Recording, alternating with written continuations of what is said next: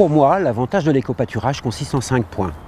Le premier point économique, puisqu'on peut être 50% moins cher qu'une prestation d'entretien mécanique classique. Deuxièmement, environnemental. Moins de gaz à effet de serre, création d'un cycle vertueux de biodiversité ramené par les animaux, respect de l'environnement. Troisièmement, cela permet de pouvoir intervenir sur des terrains où l'humain aurait des difficultés à intervenir. Je veux parler de terrains à forte déclivité et donc très accidentogènes pour les personnes qui auraient à intervenir. Quatrièmement, préservation du patrimoine vivant breton, puisque je ne travaille qu'avec des races anciennes à faible effectif issues de la région Bretagne. Et pour moi, le plus important, le cinquièmement, qui est l'effet médiation des animaux.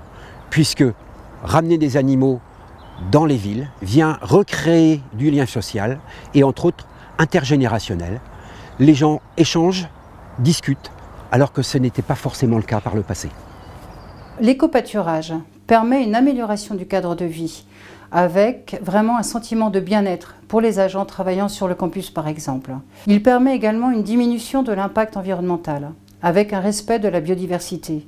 Nous avons un bilan carbone positif, il n'y a pas de nuisances sonores et il s'inscrit dans une démarche zéro phyto. L'éco-pâturage permet également l'éradication de plantes invasives, telles que la renouée du Japon, le laurier palme, etc. Mais cela ne remplace pas les interventions des agents. Les animaux pâturent sur des périodes déterminées en fonction des objectifs de gestion et leur nombre est adapté selon les capacités du site. Lorsque le collège a été rénové, nous nous sommes retrouvés face à une nouvelle problématique qui était la gestion des espaces verts. Autrefois, nous avions des espaces verts très réduits. Et tout dans notre pratique doit être systémique et renvoyé à notre projet d'établissement. Nous avons donc pris appui auprès des conseils, du conseil départemental, et nous avons découvert quelque chose qui s'appelle la gestion différenciée des espaces verts.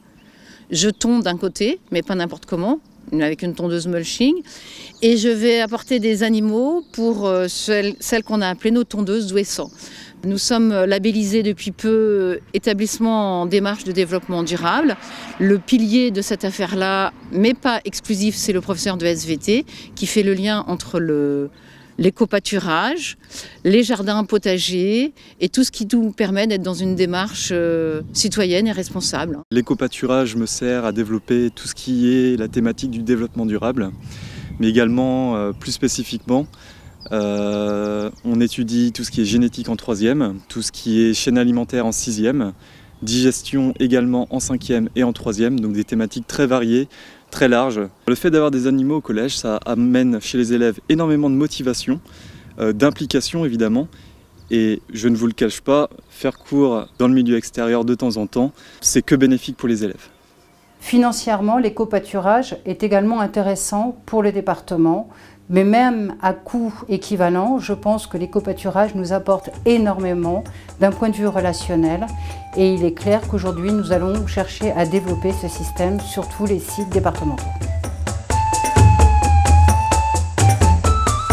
Je pourrais m'amuser à rester devant le couloir et à compter le nombre d'enfants, le nombre de grandes personnes qui systématiquement regardent les moutons, s'attroupent, se parlent autour des moutons. Et là, la grande affaire, c'est la mise bas que nous attendons incessamment sous peu.